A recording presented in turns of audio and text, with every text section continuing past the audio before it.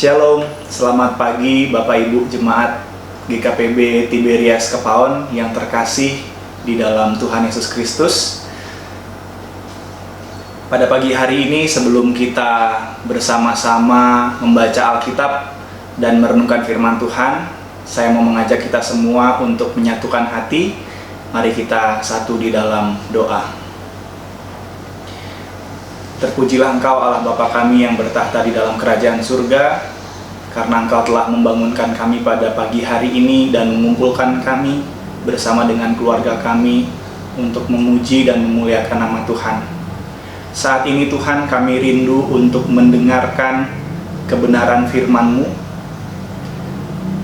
Tiliklah hati kami, ujilah diri kami, apakah benar selama ini kami telah menjadi anak-anak-Mu yang sungguh setia melakukan setiap kebenaran firman Tuhan.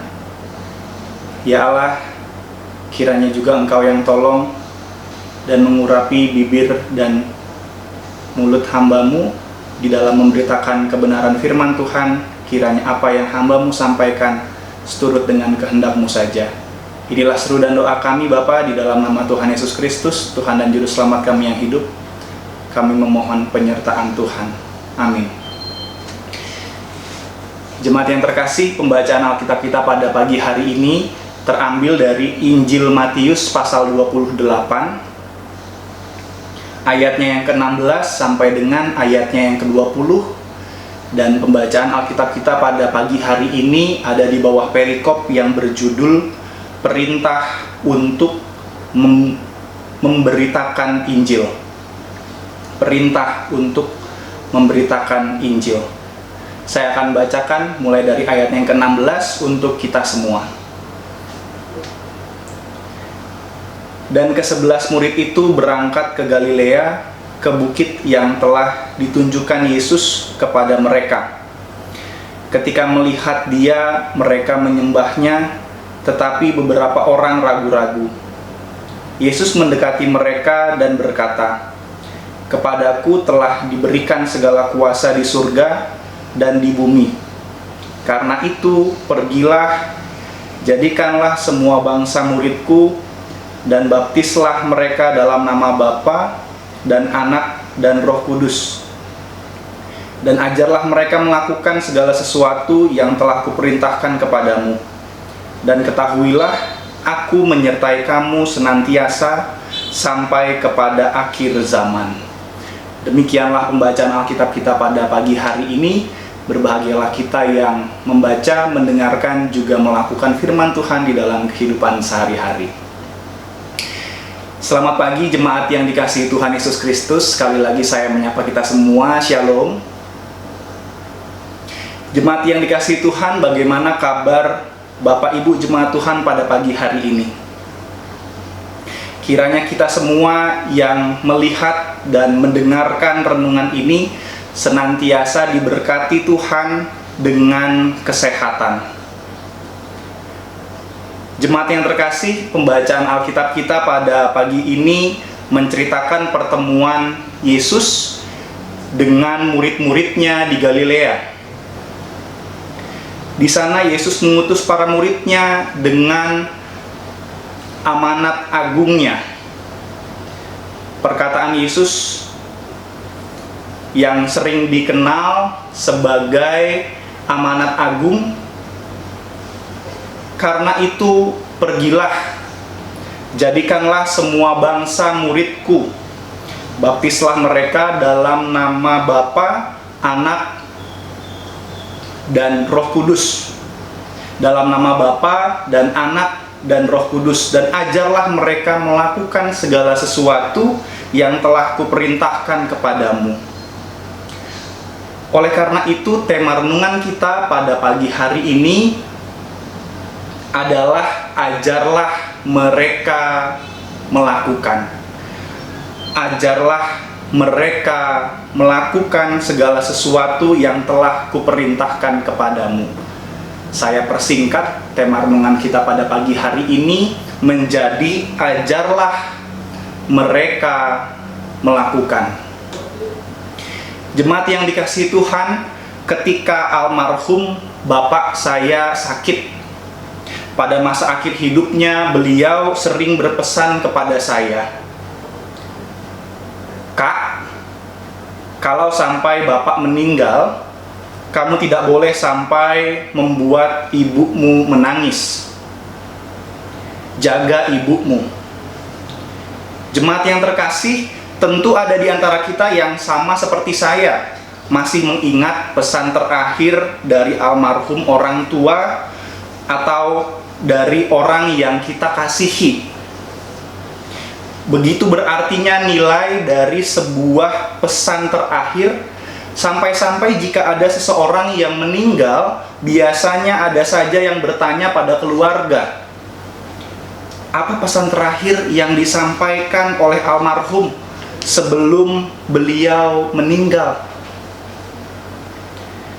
Seseorang yang akan meninggal, seseorang yang akan meninggalkan keluarga dan orang-orang yang ia kasihi, tentu akan membicarakan hal-hal yang memiliki nilai kebaikan, sehingga ia berharap nilai kebaikan tersebut dijaga oleh keluarga dan orang-orang yang ia sayangi selama mereka hidup. Itulah amanat.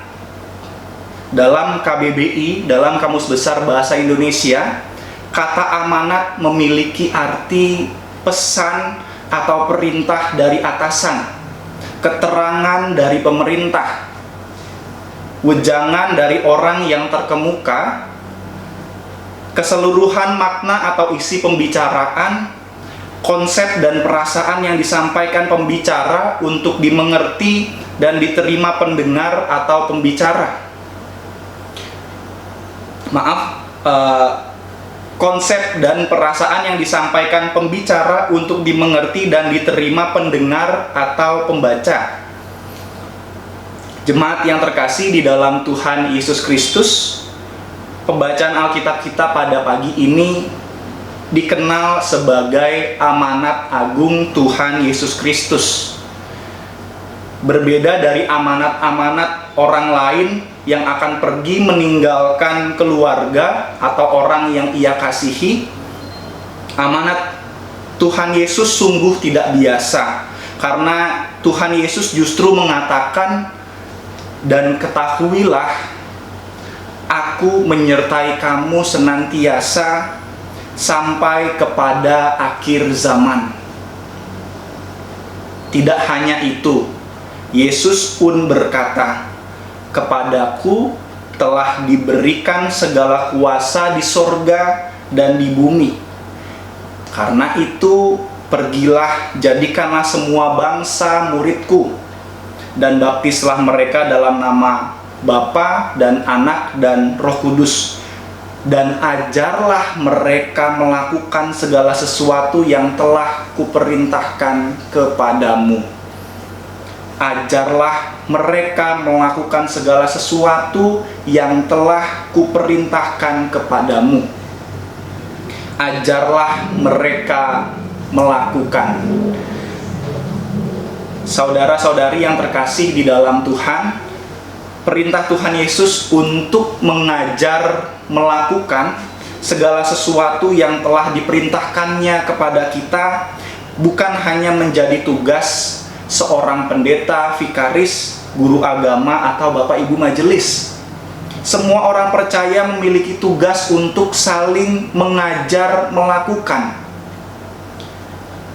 Mengajar seseorang untuk melakukan apa yang baik, apa yang benar, itu jauh lebih sulit daripada mengajar seseorang untuk berkata baik dan benar. Seorang anak bisa saja menampilkan berbagai kebaikan di depan orang tuanya.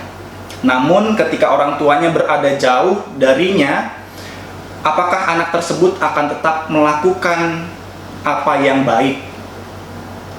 Kita juga tentu bisa menampilkan berbagai kebaikan ketika berada di dalam gereja. Namun ketika keluar dari gereja, apakah kita akan tetap melakukan apa yang baik. Hal-hal tersebut menjadi pilihan hidup kita, menjadi pilihan hidup yang kita hadapi setiap hari.